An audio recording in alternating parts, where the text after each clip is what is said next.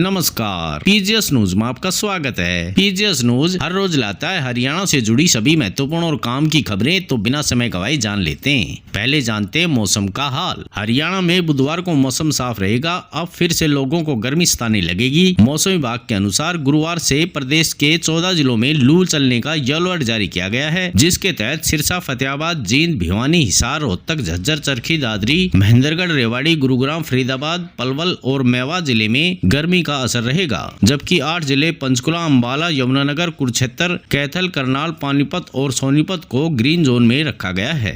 हरियाणा के अधिकतम तापमान में मंगलवार को 0.2 डिग्री सेल्सियस की गिरावट दर्ज की गई। वहीं प्रदेश का अधिकतम तापमान सामान्य से 1.8 डिग्री सेल्सियस अधिक पहुंच गया है। इधर प्रदेश का सबसे गर्म जिला पलवल रहा, जहां का अधिकतम तापमान 42 डिग्री सेल्सियस मापा गया। आगे समाचारों में हरियाणा के मुख्यमंत्री नायब सिंह सैनी ने किसान हित में एक बड़ा फैसला लेते हुए अधिकारियों को निर्देश दिए हैं। उन्होंने कहा कि जिन गाँव में अब तक चकबंदी नहीं हुई है, उन गाँव के किसानों की फसल मेरी फसल मेरा ब्यूरो पोर्टल की बजाय ऑफलाइन माध्यम से खरीदी जाए। मुख्यमंत्री ने यह निर्देश कल खाद्य नागरिक आपूर्ति एवं उपभोक्ता मामले विभाग की समीक्षा बैठक की अध्यक्षता करते हुए दिए। बैठक में खाद्य नागरिक आपूर्ति एवं उपभोक्ता मामले राज्य मंत्री राजेश नागर भी उपस्थित रहे। आगे समाचारों में जम्मू कश्मीर के पहलगाम में आतंकियों ने हरियाणा के करनाल के रहने वाले नेवी लेफ्टिनेंट विनय नरवाल 26 को गोली मारकर हत्या कर दी। लेफ्टिनेंट विनय को 7 दिन पहले ही गुरुग्राम की हिमांशी नरवाल से शादी हुई थी। वे दोनों 21 अप्रैल को हनीमून मनाने के लिए पहलगाम गए थे। अगले ही दिन 22 अप्रैल को विनय की हत्या कर दी गई।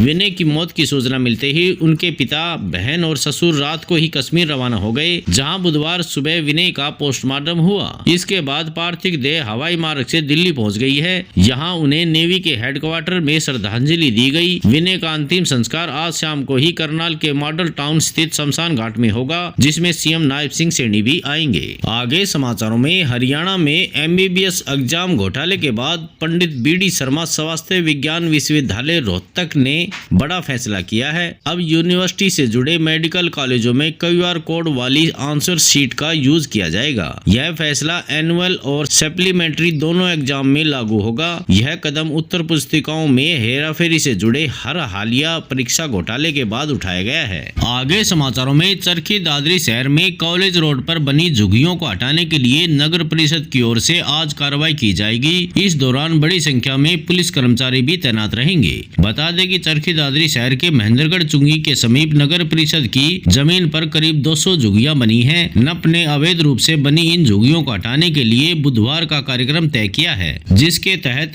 आज वहां कार्रवाई कर झुग्गियां हटाई जाएंगी। इसके लिए दादरी नायब तहसीलदार अजय मलिक को ड्यूटी मजिस्ट्रेट लगाया गया है। आगे समाचारों में दिल्ली से हरियाणा और हरियाणा से दिल्ली रोज कामकाज के लिए आने जाने वाले लोगों का सफर और आसान होने वाला है। हरियाणा में मेट्रो नेटवर्क का विस्तार होने जा रहा है। दरअसल गुरुग्राम मेट्रो रेल लिमिटेड ने गुरुग्राम में नई मेट्रो लाइन के पहले चरण का काम शुरू करने की घोषणा कर दी है। टेंडर प्रक्रिया पूरी होते ही माना जा रहा है कि मई महीने में इसका निर्माण कार्य तेजी से शुरू हो जाएगा।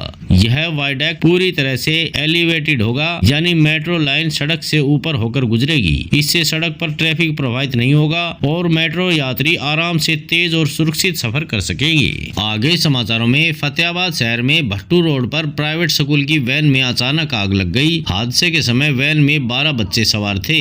ड्राइवर ने तत्काल वैन रोककर राहगीरों की मदद से बच्चों को उतारा, फिर फायर ब्रिगेड को सूचना दी। फायर ब्रिगेड की गाड़ी लेकर आए कर्मचारियों ने वैन में लगी आग को बुझाया। गनीमत रही कि सभी बच्चे सुरक्षित हैं। जानकारी के अनुसार सुबह शारदा सीनियर सेकेंडरी स्कूल की वैन का ड्राइवर शहर के अलग अलग एरिया से बच्चों को लेकर स्कूल में जा रहा था। इसी दौरान भट्टू रोड पर पहुंचा तो वैन में आग लग गई। आगे समाचारों में हरियाणा के 19 युवाओं ने यूपीएससी की परीक्षा पास की है। इनमें 8 लड़कियां और 12 लड़के हैं। 2 को टॉप 10 में जगह मिली है। हिसार में जन्मी हर्षिता गोयल ऑल इंडिया में सेकंड टॉपर हैं, तो वहीं झज्जर के आदित्य विक्रम अग्रवाल ने 9वीं रैंक हासिल की है। पानीपत की रहने वाली शिवानी पांचाल ने 53वीं रैंक हासिल की है। वह अंडर ट्रेनी HCS है। कैथल की ब्लॉक डेवलपमेंट एवं पंचायत अधिकारी BPO ने भी एग्जाम क्लियर किया है। इसके अलावा हलवाई के बेटे को भी सफलता मिली है।